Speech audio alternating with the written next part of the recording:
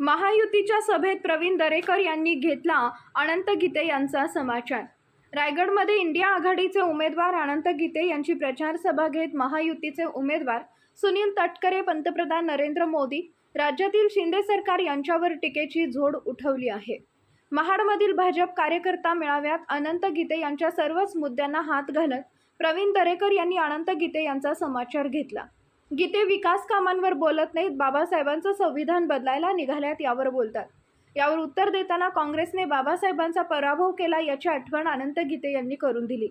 काँग्रेसच्या मांडीला मांडी लावून बसायचं आणि आम्हाला बाबासाहेबांविषयी सांगायचं यावर दरेकर यांनी यावेळी प्रश्न निर्माण केलाय।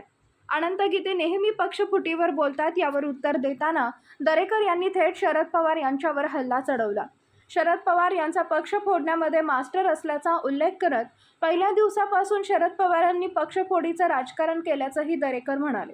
शिवसेना पक्षफुटीबाबत दरेकर यांनी एकनाथ शिंदे यांची बाजू मांडली आहे। अनंत गीते गद्दारीवर बोलतात, भाजपसोबत युती बनवून निवडणूक लढवायची, जनतेकडून मतं मागितलीत, जनतेला युतीला जनाधार दिला होता याची आठवण करून देत तुम्ही महाराष्ट्रातील मतदारांची गद्दारी केला असल्याचं म्हणत सोयीचं राजकारण केलं जात असल्याचा आरोप यावेळी दरेकर यांनी केलाय।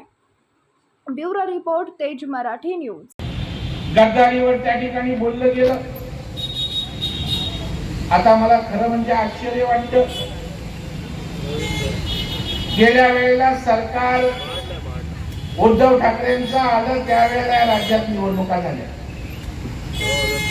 पंतप्रधान नरेंद्र मोदी साहेबांचा फोटो लावून आपण त्या ठिकाणी निवडणूक लढवल्या याचं भान त्या ठिकाणी त्या लोकांना नाही। आणि निवडणुकीमध्ये भारतीय जनता पार्टी सोबत निवडणूक लढवली। राज्यातल्या जनतेनं त्या ठिकाणी भाजप शिवसेना युतीला मतदान केलं आणि त्या ठिकाणी उद्धव ठाकरे जाऊन त्या ठिकाणी काँग्रेसच्या त्या ठिकाणी मांडीला मांडी लावून बसून सरकार त्या ठिकाणी बनवलं। माझा या ठिकाणी सवाल आहे की जर राज्यातल्या जनतेनं महायुतीला जनाधार दिला होता, राज्यातील जनतेनं त्या ठिकाणी देवेंद्र फडणवीस साहेबांच्या 5 वर्षाच्या कारकिर्दीवर त्या ठिकाणी विश्वास ठेवून मतदान केलं होतं, जर पंतप्रधान नरेंद्र मोदी साहेबांच्या नेतृत्वावर महाराष्ट्रातल्या जनतेनं विश्वास ठेवून मतदान केलं होतं, काँग्रेसच्या त्या ठिकाणच्या असणाऱ्या धोरणांना विरोध करून मतदान केलं होतं, गद्दारी कुणी केली? तुम्ही महाराष्ट्रातल्या मतदारांची गद्दारी केलेली आहात आणि आता शिवसेना आणि शिंदे साहेबांना गद्दार आपण त्या ठिकाणी म्हणताय। बरं, बाजूला बसले पण ते पण बघत नाही आधी तिथे स्नेहल ताई बसले, स्नेहल जगताप। आता त्यांनी तिकडून येऊन इकडे आल्या त्या खुद्दारी काय त्या राष्ट्रवादीत आल्या शिवसेनेमध्ये ती खुद्दारी आणि शिंदे साहेबांनी त्या ठिकाणी जे काही केलं की आमच्या भरत शेठ शिंदे साहेबांबरोबर गेले ते गद्दार।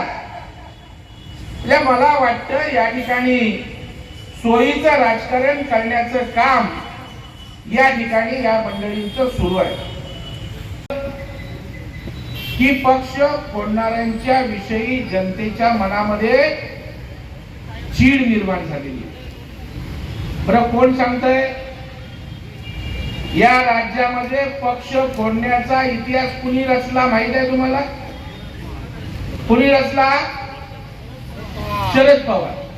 आणि शरद पवारांच्या मांडीला मांडी लावून बसायचं आणि आपण सांगायचं पक्ष फोडणाऱ्यांच्या विषयी लोकांच्या मनात चीड आहे। म्हणजे वा, म्हणजे पक्ष फोडणारा मास्टर या राज्याचा जो नेता आहे, ज्यांनी राजकारणच पहिल्या दिवसापासून फोडाफोडीचं केलं ते आजपर्यंत त्या ठिकाणी करताय, त्यांच्या मांडीला मांडी लावून बसायचं आणि आमच्या विषयी सांगायचं किंवा शिवसेनेच्या विषयी सांगायचं की गद्दारांच्या विषयी किंवा पक्षफोड्यांच्या विषयी जनतेच्या मनामध्ये त्या ठिकाणी चीड निर्माण झाली।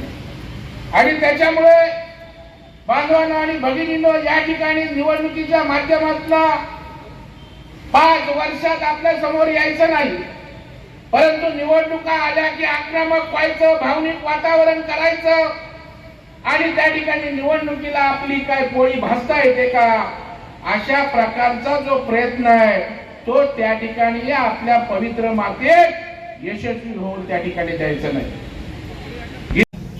हे विकास कामावर बोलत नाही, हे कशावर बोलतात? बाबासाहेबांचं संविधान तोडायला या ठिकाणी निघाले. याला बाबासाहेबांचं संविधान बदलायचं आहे.